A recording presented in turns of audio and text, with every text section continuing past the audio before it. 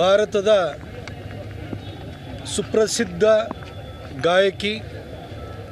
ಸುಮಾರು 17 ಭಾಷೆಗಳಲ್ಲಿ 84,000ಗಿಂತ ಹೆಚ್ಚು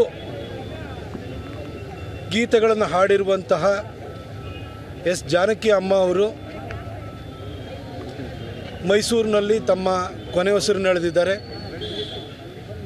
4 ಬಾರಿ ರಾಷ್ಟ್ರ ಪ್ರಶಸ್ತಿಯನ್ನು ಪಡೆದಿರುವಂತಹ ಜಾನಕಿ ಅಮ್ಮ ಅವರು ಕಳೆದ 7 ವರ್ಷಗಳಿಂದ ಮೈಸೂರಿನ ಬೊಗಾದಿ ರೋಡಲ್ಲಿ ತಮ್ಮ ಜೀವನದ ಕಡೆಯ ಕ್ಷಣಗಳನ್ನು ಕಳೆದಿದ್ದಾರೆ.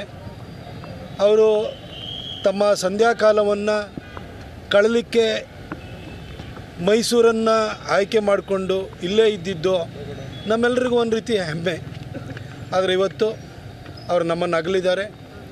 ಅವರ ಆತ್ಮಕ್ಕೆ ಶಾಂತಿ ಸಿಗಲಿ, ಅವರಿಗೆ ಸದ್ಗತಿ ದೊರೆಯಲಿ ಅಂತೇಳಿ ಹೇಳಿ ನಾನು ಕೇಳ್ಕೊಳ್ತೀನಿ, ಪ್ರಾರ್ಥಿಸ್ತೀನಿ.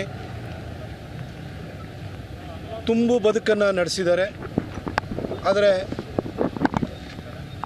ನಮ್ಮ ನಿರೀಕ್ಷೆಗೂ ಮೀರಿದಂತೆ ನಾವು ಎಷ್ಟೇ ವರ್ಷ ಬದುಕಿದ್ರೂ ಇನ್ನು ಮುಂದಿನ ತಲೆಮಾರುಗಳು ಬಂದರೂ ಕೂಡ ಶಾಶ್ವತವಾಗಿ ನೆನಪು ಮಾಡಿಕೊಳ್ಳುವಂತಹ ಗೀತೆಗಳನ್ನು ಕೊಟ್ಟಿರುವಂಥ ಅವರು ತೀರ್ಕೊಂಡಿರೋದು ಸಹಜವಾಗಿ ನಮ್ಮ ಮನಸ್ಸಿಗೆ ನೋವುಂಟು ಮಾಡಿದೆ. ನಾನು ಸಮಸ್ತ ಮೈಸೂರಿಗರ ಪರವಾಗಿ ಅವರ ಆತ್ಮಕ್ಕೆ ಶಾಂತಿಯನ್ನು ಕೋರ್ತೀನಿ. ಜಾನಕಿ ಅಮ್ಮ ಅವರು ಇವತ್ತು ದೈಹಿಕವಾಗಿ ನಮ್ಮಿಂದ ದೂರವಾಗಿದ್ದಾರೆ.